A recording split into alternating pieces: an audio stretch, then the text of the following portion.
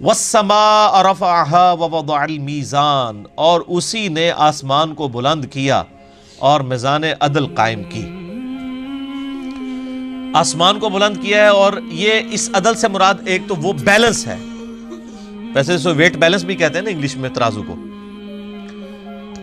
اس کائنات میں بھی اللہ نے ایک بیلنس رکھا ہے، وہ بیلنس ذرا سا بھی ڈسٹرب ہو جائے نا تو یہ کائنات قائم نہیں رہ سکتی۔ ایون یہ جو بگ بینگ جس کے بعد یعنی کائنات کریٹ ہوئی ہے، اس کے بارے میں سٹیفن ہاکنگ نے یعنی یہ چیز ریویل کی تھی کہ اس کائنات کی جو یعنی کریشن ہوئی ہے اس بگ بینگ کے بعد، اس کا بیلنس ایسا تھا کہ اگر کوئی شخص بال پوائنٹ کو اس کی نوک پہ کھڑا کرے، ویسے تو بال پوائنٹ اپنی نوک پہ کھڑی ہو سکتی ہے نہیں، اور 1 ارب سال تک وہ کھڑی رہے، اتنا بیلنس ریکوائرڈ ہے اس بگ بینگ کے بعد اس کائنات کو کریٹ کرنے کے لیے۔ تو ظاہر ہے کسی فورن ایلیمنٹ کے بغیر، ایک کریٹر کے بغیر چیز پاسبل نہیں۔ تو اللہ تعالیٰ فرماتا ہے ہم نے آسمانوں کو بلند کیا اور پوری کائنات کے اندر ایک میزان قائم کر دیا، ہر چیز جو ہے وہ اللہ تعالیٰ نے بیلنس کی ہوئی ہے۔ آپ دیکھیں یعنی زمین کے اوپر آپ جو ہمارا واٹر سائیکل ہے اس کو دیکھیں کس طریقے سے بیلنس کیا، ادروائز جو تباہی انسانیت نے کر دی ہے، یہ تو زمین کب سے تباہ و برباد ہو جاتی۔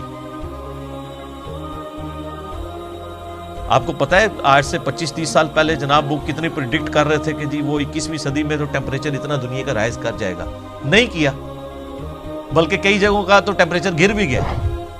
کائنات اللہ تعالیٰ ساتھ ساتھ اس کو بیلنس کرتا ہے، ایک تو نظام ہے نا، پھر نظام بنا کے چھوڑ نہیں دیا ہوا، اس کو بیلنس بھی کر رہا ہے۔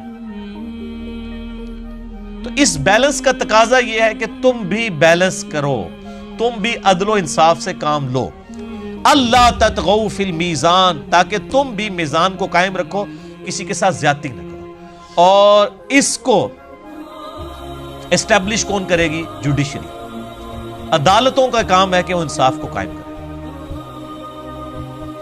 مرج البحرین یلتقیان، اسی نے رواں کیا ہے 2 سمندروں کو جو آپس میں مل رہے ہیں، بینہما برزخ لا یبغیان، لیکن اس کے باوجود ان کے درمیان ایک آڑ ہے جو ان کو ملنے نہیں دیتی۔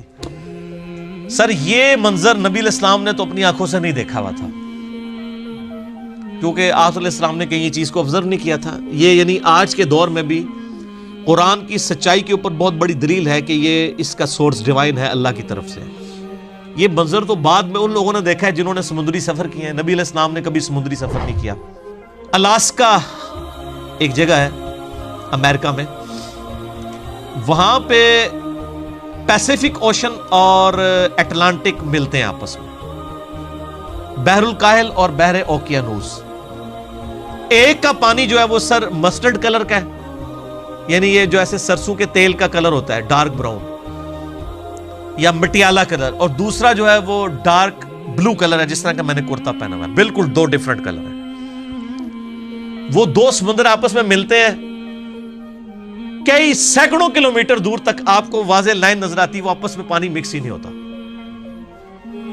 وہ دونوں کی اللہ نے ڈینسٹی ایسے ڈیفرنٹ رکھی ہے، اور ایسے وہ سمندر ہے کہ اگر وہ پانی مکس ہو جاتا اور ادھر کی مچھلیاں ادھر آ جائیں تو وہ ایگزسٹ بھی نہیں کر سکتی، دونوں کی انوائرمنٹ ڈیفرنٹ ہے۔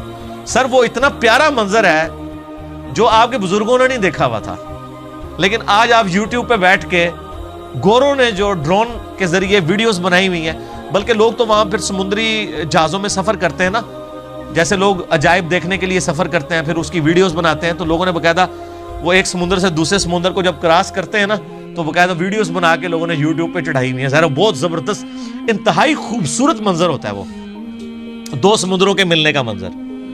مرج البحرین یلتقیان بینہما برزخ لا یبغیان، سر وہ آپ منظر دیکھیں اور قرآن کی حقانیت کے اوپر جھومیں کہ اللہ تعالیٰ نے اس شخص کے اوپر قرآن نازل کیا ہے جس نے سمندر کا سفر نہیں کیا، اس کا کوئی ایکسپیرینس نہیں ہے، اور اللہ نے اپنی قدرت کی نشانیاں کئی اور جگہوں پہ بھی یہ موجود ہیں، یعنی میڈیٹرینین سی اور جو ہے اٹلانٹک اس کے ملنے کے اوپر بھی یہ منظر ہے۔ لیکن الاسکا والا تو زبردست ہے، وہ میں نے یعنی کل میں یہ سورج جب پڑھ رہا تھا نا تو میں نے باقاعدہ یوٹیوب کے اوپر جا کے نا سرچ کر کے وہ ویڈیوز دیکھی تو ایمان تازہ ہو گیا۔ آپ بھی اپنا ایمان تازہ کریں، اور یہ جو منظر ہے آپ دیکھیں، مرج البحرین یلتقیان، اسی نے 2 سمندروں کو رواں کیا، بینہما برزخ لا یبغیان، ان کے درمیان ایک نہ نظر آنے والی آڑ ہے جو ان کو گڑبڑ نہیں ہونے دیتی، اور اس کے اوپر باقاعدہ سائنٹیفک یعنی تحقیقات پڑی ہوئی ہیں کہ یہ چند مسٹیریس فینومینا میں سے دنیا کے جو ابھی تک یعنی سائنس کو سمجھ نہیں آئی ہے کہ یہ دو سمندر آپس میں مکس کیوں نہیں ہوتے ہیں۔ ظاہر ہے اس کی کوئی نہ کوئی اللہ تعالیٰ نے جسٹیفیکیشن بھی رکھی ہوگی یقیناً، یعنی فزیکل فینومینا آف نیچر کے ساتھ ان چیزوں کو جوڑا ہوا ہے، وہ کسی زمانے میں وہ ٹروتھ ریویل بھی ہو جائے گا اگر اللہ نے چاہا۔ جیسے اللہ تعالیٰ نے کئی ایک اپنے علوم جو ہے وہ انسانوں کے اوپر ریویل کر دی ہیں، فزیکل فینومینا آف نیچر کو انسان نے یعنی ان کے علم حاصل کرنے کی وجہ سے تو اتنی سائنٹیفک ترقی کر لی ہے نا۔ یعنی آپ دیکھیں یہ انسان کو اللہ نے ترقی کروائی ہے کہ اس نے زمین سے تیل نکالا ہے، یعنی زمین سے تیل نکلے ہوئے آج 300 سال نہیں گزرے ہیں۔ پنسلوینیا کے اندر جو ایک ریاست تھی امریکہ کی آج بھی ہے، اس میں پہلی دفعہ تیل کا کنواں نکلا تھا۔ میرا اس کے اوپر یوٹیوب کے اوپر کلپ بھی موجود ہے، ہم نے اس کی باقاعدہ HD پکچرز بھی لگائی ہیں۔ وہ آج تک انہوں نے وہ کنواں جو ہے وہ بڑی دنیا سے لوگ جو ہیں وہ زیارت کرنے کے لیے اس کنویں کی آتے ہیں کہ یہاں سے انسانی ہسٹری شفٹ ہو گئی تھی۔ سر ایڈون ایک کوئی بزرگ رحمت اللہ علیہ نہیں نے، ایک گورا ایک سر ایڈون انہوں نے جناب تیل دا کنواں دریافت کیتا سی، ٹھیک ہے۔ آئے تواڈے بزرگ تے 1000 سال تو کہہ رہے ہیں جناب وہ نگاہ ماری 7 زمیناں تیل بھی کراس کر گئی، تیل بھی نہیں نظر آیا، اتنے نگاہ ماری تے جناب عرش مولا تے پہنچ گئی۔ جھوٹ بھئی، ورنہ اگر یہ کوئی زمین کے نیچے دے سکتا ہے تو کوئی بزرگ تیل کاٹ لیندا،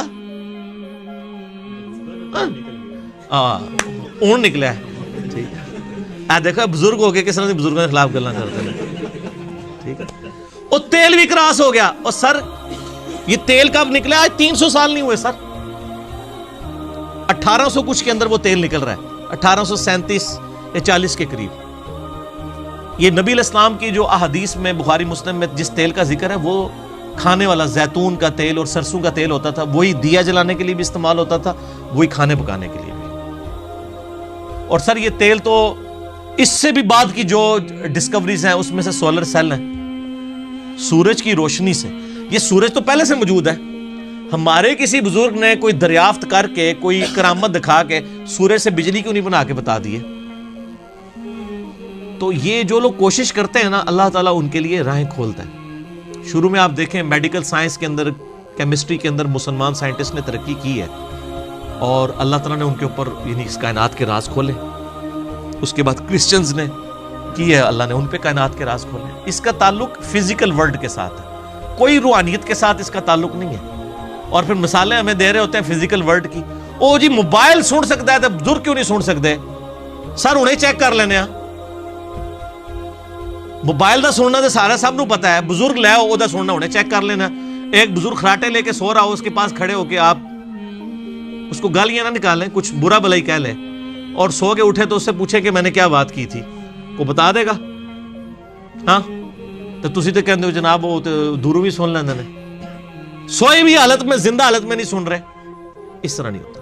ہاں جہاں جہاں اللہ نے عبرت کے طور پہ رکھا ہے، جیسے بخاری مسلم میں ہے کہ جب مردے کو آپ دفناتے ہیں تو وہ جانے والوں کے قدموں کی آہٹ سنتا ہے، کیوں؟ اس کی حسرت میں اضافہ ہو۔ وہ سر کافر بھی سنتا ہے، مسلمان بھی، وہ تواڈے بزرگ بھی دفنائے جان، انہوں نے بھی جانے والے دی قبراں دی قدماں دی آہٹ سننی ہے، اور اگر کوئی ہندو بھی دفنایا جائے گا، اگر دفنایا جائے، یا کوئی عیسائی دفنایا جائے، یا یہودی دفنایا جائے، یا آگ میں جلا دیا جائے، اس پہ بھی وہ کیفیت گزرنی ہے۔ وہ اللہ سنوا رہا ہے سر، بزرگ کا کوئی کمال نہیں ہے، اگر کمال ہے تو زندہ حالت میں سن کے بتا دیں۔ وہ جی مادی ترقی اتنی ہو چکی ہے تو بزرگ کیوں نہیں ترقی کر سکتے؟ سر ترقی ہے تو لے کے ہے سامنے۔